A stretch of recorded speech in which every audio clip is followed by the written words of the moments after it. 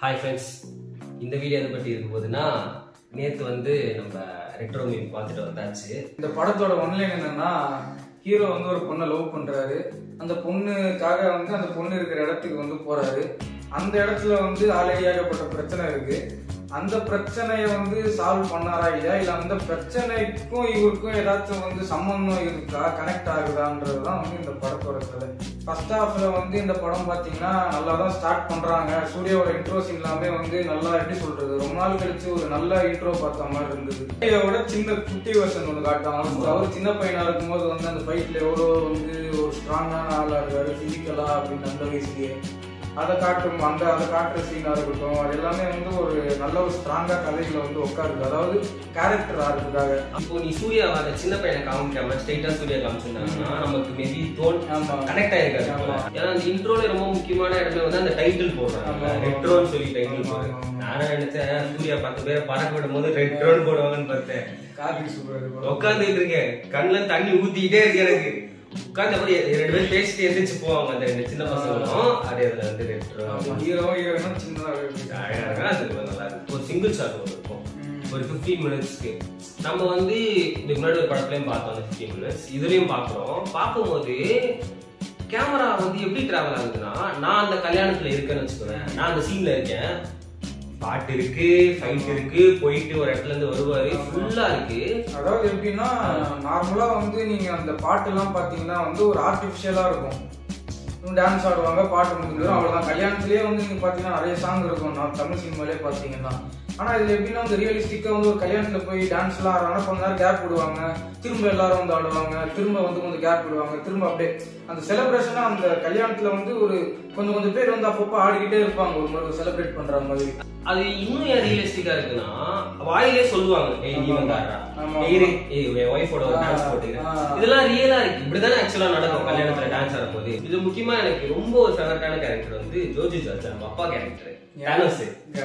ஆமா, நீ தானஸ் வந்து சொன்னா புரியாது, படத்துல பார்த்தா புரியும். இதுக்கு முன்னாடி ஒரு படத்துல எல்லாம் அவர் இருப்பாரு. இந்த படத்துல எப்படின்னா, அவர் சூர்யாவோட அப்பா, ஆமா ஒரு கேங்ஸ்டர் அப்பா இப்படிதான் இருப்பாரு போல அப்படின்னு சொல்லி நம்புற மாதிரியே இருக்கு. ஒரு மாதிரி கோவம் வருது. ரொம்ப நாள் கழிச்சு சூர்யா வந்து ஒரு கிளாஸா காட்டியிருக்காங்க படத்துல. அதாவது ரொம்ப எப்படி சொல்றது, ஃபர்ஸ்ட் வந்து ஒரு லுக்ல இருப்பாரு, அதாவது ரவுடியா இருக்கும்போது ஒரு லுக், அந்த வயலன்ஸ் எல்லாம் விட்டுட்டதுக்கு அப்புறம் வந்து ஒரு கல்யாணத்துக்காக ஒரு லுக்ல இருப்பாரு, திரும்ப வந்து ஜெயில இருக்கும்போது ஒரு லுக்ல இருப்பாரு, ஜெயில இருந்து வெளியே வந்து அந்த ஹீரோயின் இருக்கிற இடத்துக்கு போகும்போது வேற ஒரு லுக் இருக்கும்.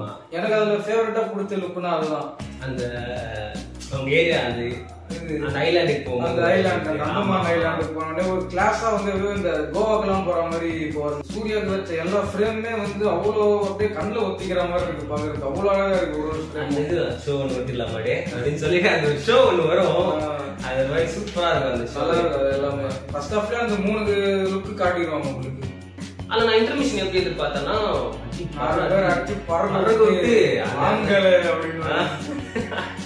விஷயத்துக்காக வந்து சூர்யா போராடுவாருன்னு அவரால் பண்ண முடியல அப்படின்ட்டு. ஆனா வந்து அந்த இன்டர்மிஷன் வந்ததுக்கு அப்புறம் வர வேண்டிய வந்தோடனே தானாவே வந்து அது ஈஸியா நடந்துடும். அவருக்கு அவரே எதிர்பார்க்காம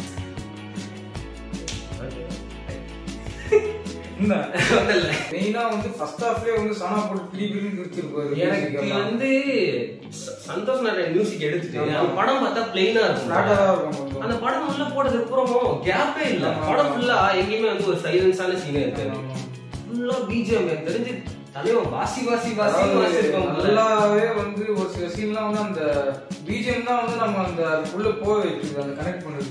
ஏன்னா இப்ப ஒண்ணுமே இல்ல, இதுக்கப்புறம் நம்ம செகண்ட் ஹாஃப் பத்தி பேச போறோம்னு வச்சுக்கோங்க. அந்த செகண்ட் ஹாஃப்ல வில்லன் வந்து ரொம்ப ஸ்ட்ராங்லாம் கிடையாது, சிம்பிளான வில்லன்.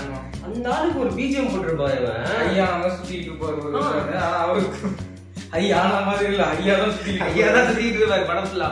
அவருக்கு சாண ஒரு பிஜிஎம் போட்டிருப்பாரு. எனக்கு வந்து சூர்யா ஏதாச்சும் பண்ணிடாதையா அப்படின்னு சொல்லி அவரே அது நல்லா இருந்துச்சு. ஆக்சுவலா ஃபர்ஸ்ட் ஹாஃப் வந்து ஒரு நல்ல ஒரு அபவ் ஆவரேஜ் அளவுக்கே இருந்துச்சு, நல்லாவே போச்சு ஃபர்ஸ்ட் ஹாஃப்.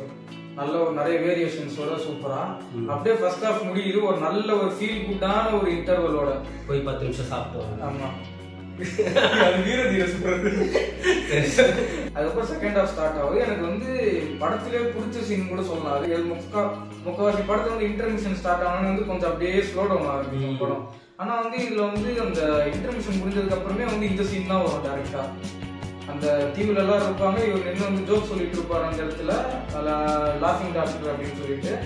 அப்ப அந்த இடத்துல வந்து ஒரு ஹீரோவும் வந்து வில்லனும் வந்து ஒரு இது மீட்டிங் சீன் இருக்கும், ஃபேஸ் ஆஃப் இல்ல, ஒரு மீட்டிங் சீன் ஒன்று இருக்கும். அந்த இடத்துல ஒரு சில பிரச்சனைகள்லாம் நடக்கும். அங்க இருந்து கொஞ்சம் கதையே வந்து அங்கிருந்து அப்படியே வந்து மாறும் கொஞ்சம் கொஞ்சமா. அப்படியே அந்த இடத்துல இருந்து கொஞ்சம் கொஞ்சமா வந்து கதை வந்து கொஞ்சம் கொஞ்சமா வந்து மாறி போகும். அப்படியே இவ்வளவு நேரம் வந்து அந்த லவ் அந்த ஹீரோயின்காகவே ஃபோக்கஸ் பண்ணி பண்ணிட்டு இருந்தோம். ஒரு டைம் மேல வந்து ஃபெட்டப் ஆகி கொஞ்சம் அப்படியே டைவர்ட் ஆகி ஹீரோ ஹீரோயின் இல்லாம ஹீரோ வில்லன் அந்த மாதிரி மாறிடும், அன்கண்ட்ரோலபிளா ஆயிடுவான். ஏன்னா இப்போ நம்ம செகண்ட் ஹாஃப்ல ஃபுல்லா வந்துட்டோம். என்ன முக்கியமான விஷயம்னா அந்த இடத்துல வந்து அவர் வந்து ஒரு டீமன்ன்ற மாதிரி ப்ரோட்ரேட் பண்ணிருப்பாங்க ஃபுல்லா. நிஜமாலே அவருக்கு ஆஃப்டர் ஷூட் ஆயிடும். ஸ்டார்டிங்ல இருந்தே அவர் பெரிய அவரோட கோவத்தை அந்த ஒரு வைலன்ஸ் எல்லாம் வந்து கண்ட்ரோல் பண்ணி வச்சிருப்பாரு ஒரு பொண்ணுக்காக அவர் பிடிச்சிருக்குன்ட்டு. ஆனா அந்த பொண்ணே வந்து அவர் புரிஞ்சிக்கலன்னும் போது அவர் வந்து இன்னும் டபுள் மடங்கு வந்து அன்கண்ட்ரோலபிளா மாறி ஒரு பீஸ்ட் மாதிரி ஆயிடுவாரு. கரெக்டா வந்து இந்த படமே வந்து கரெக்டா பாரா பிரிச்சிருப்பாங்க. லவ், பாரு, லாஃப்டர், அந்த மாதிரி கரெக்டா சாப்டர் சப்டாபிக்லாம் வரும், கல்ட் அந்த மாதிரி எல்லாம் வந்து ஒரு சில விஷயங்கள் இருக்கும். அதெல்லாமே செகண்ட் ஹாஃப்ல அப்படியே ஆரம்பிச்சு அப்படியே நல்லா போயிட்டு இருக்கு. அந்த ஏன்னா வந்து அதுல சூர்யா வந்து ஒரு அன்கண்ட்ரோலபிளா மாறி எவன் வந்தாலும் வெட்டும், அவளே போயிட்டா, எவன் வந்தாலும் வெட்டு வந்தா வாங்கடா அப்படின்னு சொல்லி அது மாதிரி அந்த சீன்ல நல்லா இருந்துச்சு. அந்த சீன்ல தவிர அந்த சீன்ல ஃபைட் வச்சுட்டு ஒரு அப்படியே ஒரு நல்ல ஒரு ஸ்டோரியா அப்படியே எடுத்துட்டு போயிட்டு கொஞ்சம் செகண்ட் ஹாஃப்ல கொஞ்சம் லாக் தெரியுது. நான் என்ன நினைச்சேன், படம் முடிஞ்சிருச்சுன்னு நினைச்சேன். எங்கன்னு சொல்லு, எங்க வில்லன் அடிச்சிருவாரு. எனக்கு தெரியுமே அவங்க அப்பா இருக்காங்க வில்லன். அதுக்கப்புறம் அவங்க அப்பா அடிக்கணும். சரி, அது ஒரு நான் என்ன பயந்தேன், ஐயோ திரும்ப இன்னொரு பெரிய ஃபைட் இருக்குமோ, ஏன்னா ஆல்ரெடி ஒரு பெரிய ஃபைட் இருக்கும் செகண்ட் ஹாஃப்ல. பேக் ஃபிளிப், ஃப்ரண்ட் ஃபிளிப் எல்லாம் நல்லா கோரியோகிராஃப் பண்ணிருந்தாங்க. இன்னும் கேட்டா அதுல வந்து நார்மலா வந்து ஃபைட் சீன் இருக்கிறத விட அவர் வந்து கொஞ்சம் அந்த இன்ஸ்ட்ருமெண்ட் யூஸ் பண்றது, பொருள் யூஸ் பண்றது, அப்புறம் வந்து இந்த பாக்ஸிங் மாதிரிலாம் MMA பாக்ஸிங் மாதிரிலாம் அப்படியே இது பண்ணுவாரு. இன்னொரு கிளைமேக்ஸ் வச்சு உங்களுக்கு தோணும் இன்னொரு ஃபைட் இருக்கும் போலயே, இன்னொரு வில்லன் இருக்கானே முடியலையே. ஆனா அதை வேற மாதிரி முடிச்சிருப்பாங்க. அந்த இடம் எனக்கு அந்த அளவுக்கு கனெக்ட் ஆச்சுன்னு கேட்டீங்கன்னா எனக்கு கனெக்ட் ஆகல. மேபி இவனுக்கு கனெக்ட் ஆயிடலாம். எனக்கு கனெக்ட் ஆச்சு. ஏன்னா எனக்கு டபுள் எக்ஸே பிடிச்சது. எனக்கு டபுள் எக்ஸோட ஒரு கைண்ட் ஆஃப் மாதிரியே எடுத்து போயிருப்பாங்க. லாஸ்ட்ல அந்த லாஸ்ட் ஒரு 10 மினிட்ஸ்ன்றாங்க. லாஸ்ட்ல அப்படியே டபுள் எக்ஸ் மாதிரியே எடுத்துட்டு போறானுங்க. அப்படியே கிட்டத்தட்ட அதுதான் ஆக்ஷன் சீன் இருக்குன்னு சொன்னல, அந்த ஒரு பெரிய ஃபைட் சீக்வன்ஸ்.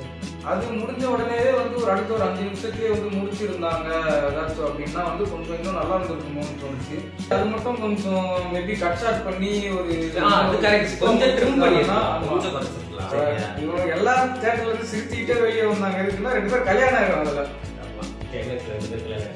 குதிக்கிறான் இல்ல ஓவராலா பார்த்தா ஒரு சாட்டிஸ்ஃபைங்கான ஃபீல் கொடுத்துருச்சு. கண்டிப்பா விண்டேஜா இருந்தாலுமே வந்து அதுல என்னென்னலாம் பண்ணி ஒருத்தர் வந்து ஒரு டெரராவோ கிளாஸாவோ ஒரு ஹீரோயிக்காவோ காட்ட முடியுமோ எல்லாத்தையுமே வந்து பக்காவா காட்டியிருப்பாங்க.